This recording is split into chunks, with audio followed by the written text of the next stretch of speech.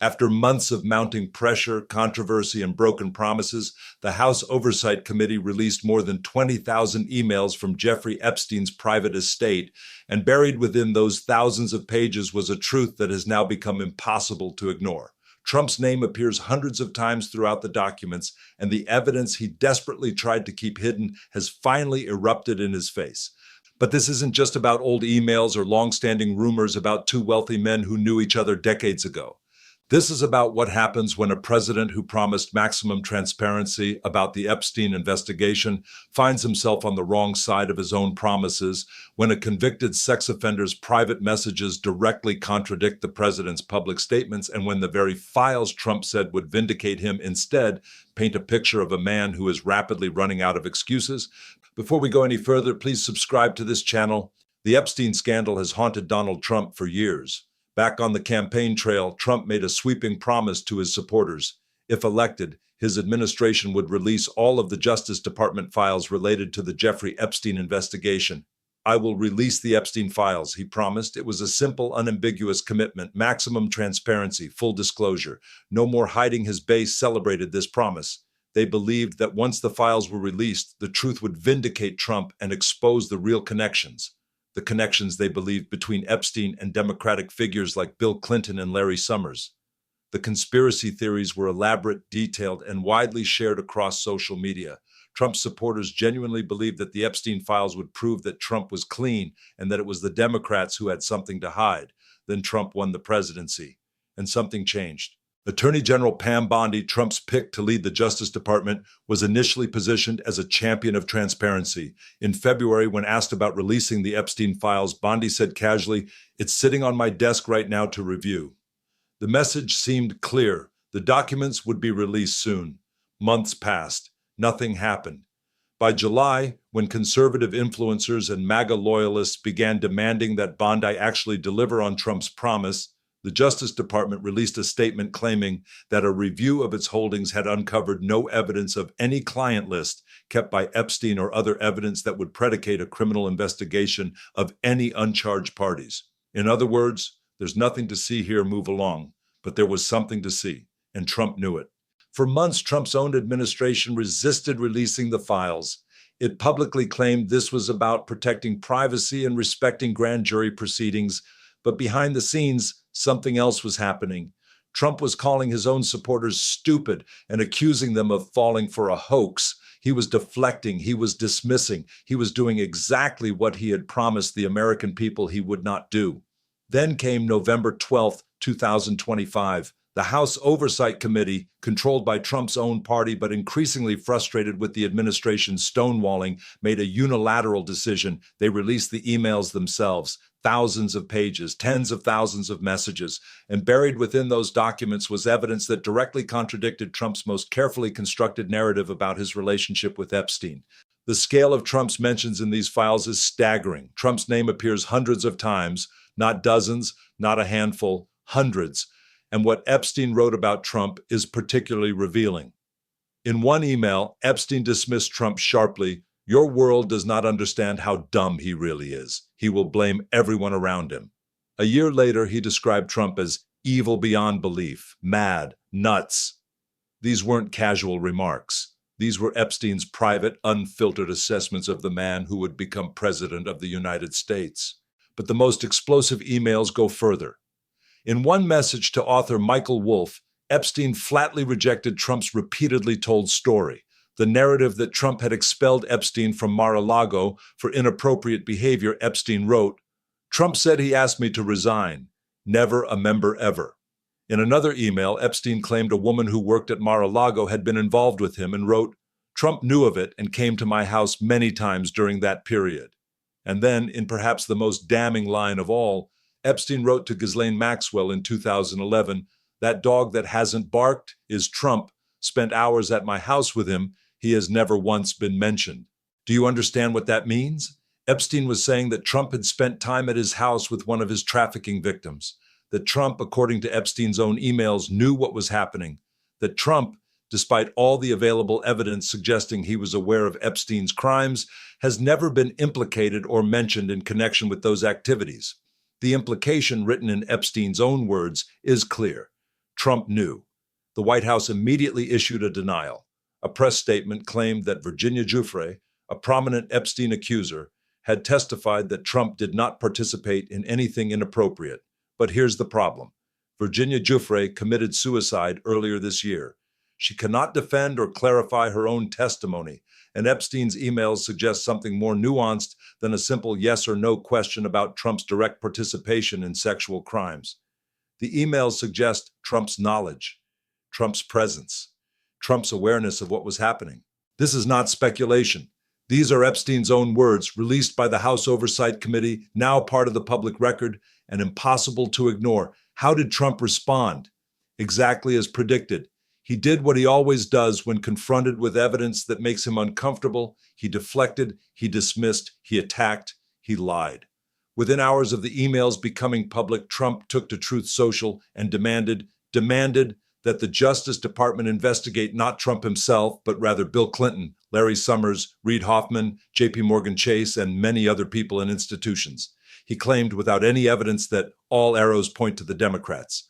He called the entire Epstein file release an Epstein hoax orchestrated by Democrats to distract from other issues. He told his supporters that the real story here wasn't about Trump. It was about Clinton. It was about the banks. It was about the Democrats. It was, in other words, a textbook Trump deflection.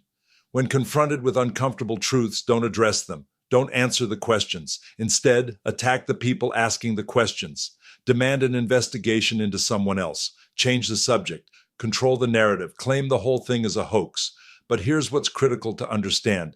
This strategy is running out of runway. The evidence isn't going away. The emails aren't going away. Trump's name appearing hundreds of times in Epstein's private correspondence isn't going away. And every time Trump refuses to answer questions about the Epstein files, every time he attacks reporters who ask about them, every time he calls the whole thing a hoax, he is broadcasting to the American people that he has something to hide. The pattern of Trump's responses to questions about Epstein is remarkably consistent and remarkably telling. When reporters ask him directly about his relationship with Epstein, Trump does one of three things. He shuts down the conversation entirely. He dismisses the allegations as a hoax perpetrated by Democrats, or he deflects and talks about something else entirely. He has never, in any meaningful way, addressed the substance of the emails or the questions they raise. When asked about his appearances in the Epstein files, Trump responded, No, she's given us just a very quick briefing," referring to Attorney General Bondi. He made baseless claims that the files were created by his political enemies. He suggested without evidence that they had been doctored by Democrats, but he didn't address the emails themselves. He didn't explain what Epstein meant when he wrote about Trump knowing about the girls. He didn't clarify his relationship with Epstein or his visits to Epstein's homes. He simply refused to engage with the substance. This refusal to engage is itself revealing. If Trump truly believed the emails were fabricated or doctored, wouldn't he want to prove it? Wouldn't he want to present evidence? Wouldn't he want his legal team to analyze the documents and demonstrate their authenticity issues? Instead, he simply asserts, without proof, that they are fake. He calls them a hoax. He blames Democrats. He moves on. The Wall Street Journal reported that Trump's administration had promised to release documents from the Epstein investigation, but then retreated from that promise. Trump then denied the very existence of credible evidence while simultaneously claiming that Democrats had fabricated documents. These contradictory statements, all made by the same person in the same week, paint a picture of someone who is improvising, who is desperate, who is losing control of the narrative. Consider the timeline of what happened. For months, Trump controlled the release of information. He used his attorney general to slow walk the process. He used his Justice Department to claim there was no credible evidence. He directed his supporters to stop complaining about the lack of transparency. He called them stupid for believing in the Epstein hoax. But then, when the House Oversight Committee took matters into their own hands and released the emails directly, Trump's carefully constructed narrative collapsed. And what did he do? He immediately attempted to regain control by launching an investigation into everyone except himself. He weaponized the Justice Department to turn attention away from his own name appearing hundreds of times in the Epstein emails. He took the aggressive, belligerent posture he always takes when cornered. What Trump doesn't seem to understand, or perhaps he does, and that's the problem, is that his response itself is damning. An innocent person confronted with 23,000 pages of emails containing hundreds of references to himself would likely want to engage with those documents. An innocent person would likely want to clarify the record. An innocent person would likely want to explain their relationship with the named individual. An innocent person would likely be interested in understanding what the emails actually say. But Trump isn't doing any of that. Instead, he is dismissing the entire enterprise as a hoax, attacking the people who released the files, demanding investigations into other people, and refusing to answer substantive questions about his own involvement or knowledge. This is the behavior of someone who knows that the truth, if fully articulated, would be damaging to him. The critical emails deserve particular attention. When Epstein wrote to Ghislaine Maxwell, his longtime partner in crime, that dog that hasn't barked is Trump, he was making a calculated assessment. He was noting that despite Trump's close association with him, despite Trump's visits to his homes, despite Trump's familiarity with his world, Trump had never been implicated or discussed publicly in connection with Epstein's crimes. Epstein seemed almost surprised by this. He seemed to be documenting it as if he found it notable that Trump had remained untouched by the scandal, despite what Epstein believed Trump knew. What does it mean that Epstein knew of it? What does it mean that Epstein believed Trump had spent hours at his house with a sex trafficking victim? These are not trivial questions. These are direct, specific claims made by the man at the center of one of the largest sex trafficking operations in American history. The emails also show Epstein describing Trump in increasingly hostile and contemptuous terms as the years progressed. It wasn't Epstein speaking fondly of an old friend. It was Epstein expressing disgust, contempt, and disdain for Trump. It was Epstein describing Trump as fundamentally evil and deranged. These private assessments are jarring because they come from someone who had access to Trump's private world, who had spent time in Trump's spaces, who clearly knew things about Trump that Trump would prefer remained private. Now the Trump administration has been scrambling to contain the damage. The White House has pointed to Virginia Giuffre's testimony that Trump did not participate in anything inappropriate, but this is a convenient oversimplification of what her testimony actually addressed and what the Epstein emails actually suggest. The emails aren't necessarily alleging that Trump participated in sexual crimes. They're suggesting something potentially more complex. That Trump knew about what was happening, that Trump visited Epstein's homes during the period when trafficking was occurring, and that Trump was aware of victims being present in those spaces. Trump has pushed back against this interpretation, and his Justice Department is now investigating other figures mentioned in the Epstein files: Bill Clinton, Larry Summers, Reid Hoffman, and financial institutions like J.P. Morgan Chase. These are not trivial people. Clinton had a documented association with Epstein. Summers exchanged emails with Epstein that show concerning behavior toward women. Hoffman has already publicly apologized for his association with Epstein. J.P. Morgan paid more than $450 million in settlements related to its banking relationship with Epstein. But here's the crucial distinction. None of these investigations into other people changes what we know about Trump. The emails mentioning Trump have not disappeared. The questions about Trump's knowledge and his relationship with Epstein remain unanswered. Trump's strategy of investigating everyone else is a classic deflection tactic. It's an attempt to muddy the waters, to suggest that if other powerful people were involved with Epstein, then the attention on Trump is unfair or politically motivated. But this is a false equivalency. The existence of Clinton's problems with Epstein does not erase Trump's documented relationship with Epstein. The existence of Summers' uncomfortable emails does not explain away what Epstein wrote about Trump. What makes this moment particularly significant is that Trump now controls the Justice Department. He controls the investigation into other figures. He controls the narrative about what the Epstein files do and do not contain. And yet, despite this enormous power, he has chosen the path of denial and deflection rather than the path of transparency and engagement. If Trump truly believed that full transparency would vindicate him, why wouldn't he want every single file released? Why wouldn't he want every email examined? Why wouldn't he welcome the scrutiny? The answer is obvious: because he believes the files will hurt him.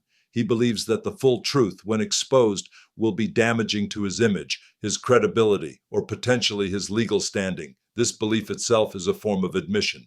Throughout his political career, Trump has relied on a particular strategy for dealing with controversy: attack the credibility of the messenger, question the authenticity of the evidence, suggest that the whole thing is a political conspiracy against him, and then move on to the next topic before substantive accountability can develop. This strategy has worked remarkably well for Trump in the past.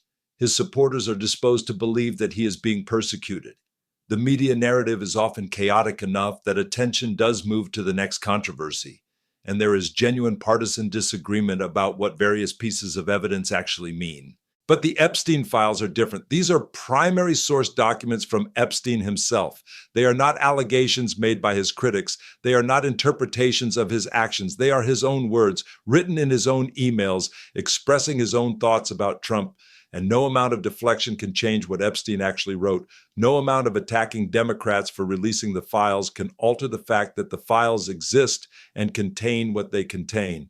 Trump is also now in a different position than he was during his first term. He doesn't have a Department of Justice fully under his control in the same way he did before. He has House Democrats who have access to the Epstein files and are willing to release them. He has a growing number of Republicans, particularly those not seeking re-election, who are willing to push for transparency. He has a media environment that is more fragmented and more resistant to simple narrative control than it was in 2017.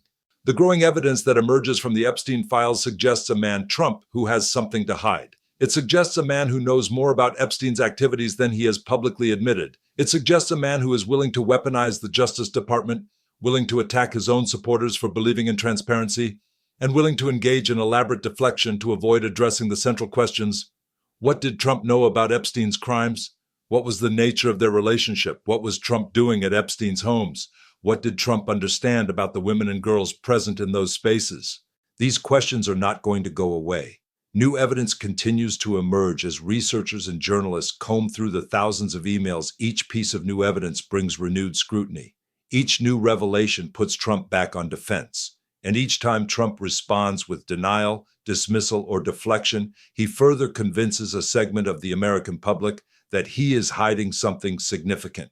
The ultimate irony is that Trump himself created the conditions for this unfolding disaster. He promised to release the Epstein files. He gave his supporters hope that full transparency would vindicate him. He positioned himself as the champion of truth against a conspiracy of lies. And then when those files were released, whether by his own administration or by the House Oversight Committee, they contained evidence that contradicted his carefully constructed narrative. Now, Trump is running out of excuses.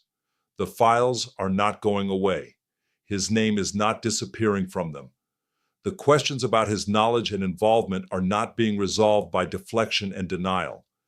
And the growing body of evidence suggests that Trump knows exactly why he doesn't want these files fully examined, because the truth, when finally exposed, will not be kind to him. The Epstein scandal is not going away. Trump is running out of time. And when a reporter finally asks him a question about the Epstein files that he cannot dodge, cannot deflect, and cannot dismiss as a hoax, then the American people will finally see what Trump's real colors truly look like, the colors of a man who has something very significant to hide.